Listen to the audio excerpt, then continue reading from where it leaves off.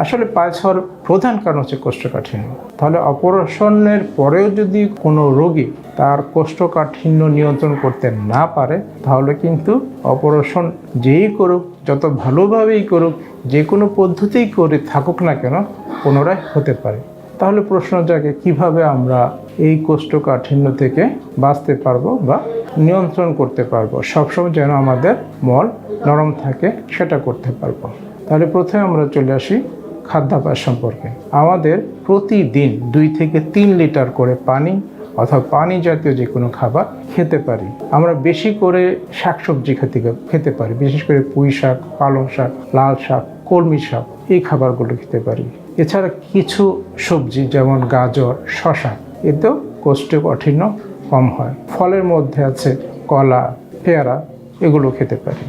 দুধ, প্রতিদিন ঘুমানোর আগে আমরা গরম দুধ খেতে পারি। তারপর ইসবগুলির ভুসি শরবত খেতে পারি, এতেও কিন্তু কোষ্ঠকাঠিন্য কমে যাবে।